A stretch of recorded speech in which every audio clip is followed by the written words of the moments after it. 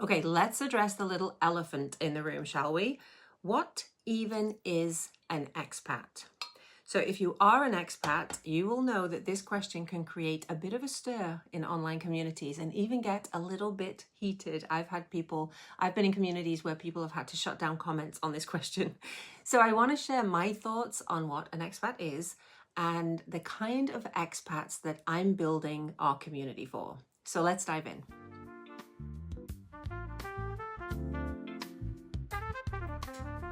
Hi, I'm Angela. I lived overseas for 30 years across 11 different countries. I raised 2 boys on the expat trail. I'm now repatriated, been through an expat divorce and a cancer diagnosis, and I am here to talk honestly about all of it. But first, we need to define our terms. Expat, what the does that even mean? I thought we'd go back to the old-fashioned dictionaries to find out. So according to the Oxford Learner's Dictionary, it is simply a person living in a country that is not their own. The Cambridge Dictionary says it's someone who does not live in their own country. And Merriam-Webster says it's a person who lives in a foreign country. And that's it.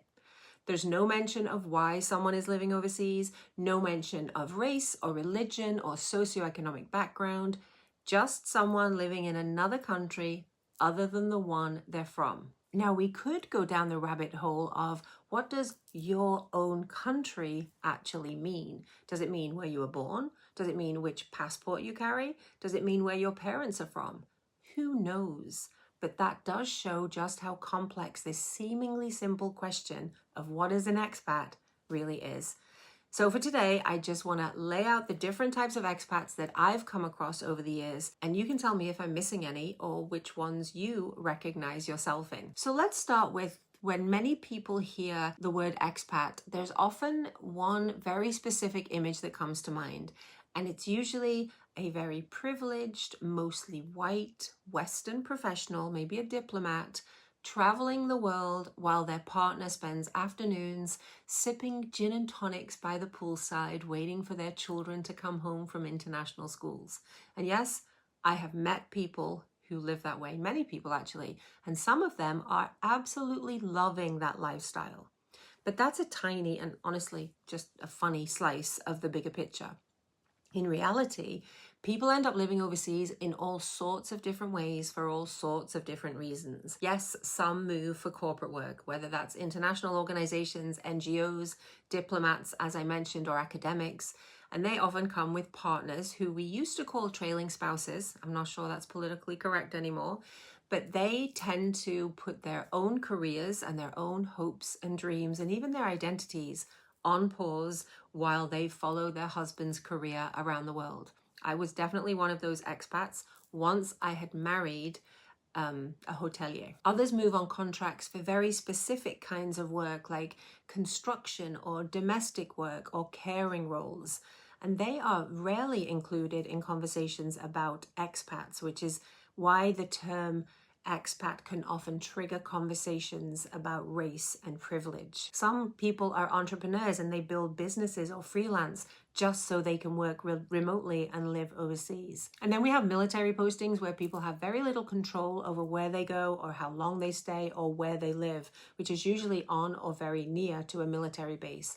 I lived on a military base in my early 20s. Then we have aid workers, humanitarians, or faith-based services. And some people choose to live overseas for lifestyle reasons, whether that's better weather or adventure or culture. Think Brits move into Spain. And others move later in life, realizing that those questions of identity and belonging don't magically disappear just because you're retired. And then we have accidental expats. Those are the people who went abroad to study or to be an au pair, like my sister, just for a year, and somehow that year turned into 5 or 10 or 30. Or maybe they fell in love while they were gone. And we have people who move again and again and again and never quite settle long enough to feel rooted anywhere.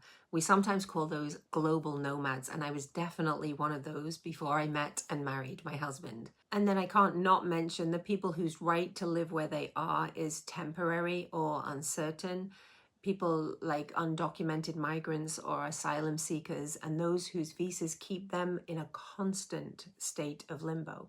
So with all these different kinds of expats and how easy it is to become an expat, we often find families raising children across cultures and languages and systems where the idea of home becomes very complicated and questions of identity become something that you live with rather than neatly define. And then to come full circle, there are repatriates, people who return to their country of origin after living overseas and realize that going home isn't as simple as it sounds. I'm definitely one of those now, even though I'm in my so-called home country.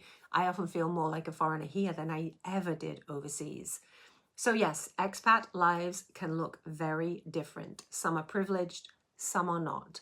Some are temporary, some are long-term. Some are chosen and some are most definitely not. But what brings us all together is this shared experience of living across cultures. It's navigating life in systems that are very unfamiliar to us and learning new social rules and languages and school systems and healthcare systems and all the unspoken expectations that hardly anyone ever talks about. And it's also parenting while constantly translating, but not just words. We're translating values and cultural practices too. We're holding one culture at home, sometimes even two, and outside the front door, there's a completely different culture. And we're just trying to help our children and ourselves make sense of all that. So it's a constant underlying feeling of being slightly out of sync, belonging everywhere and nowhere all at the same time, and learning to live in that in-between space and trying to make it feel like home. So Raising Change Globally is a community for expat mums who share that common ground and who want to reflect on their experiences and learn from it and grow through it while prioritizing their own well-being along the way. That's it for today. So wherever in the world you're watching from, thanks for being here and I'll see you next time.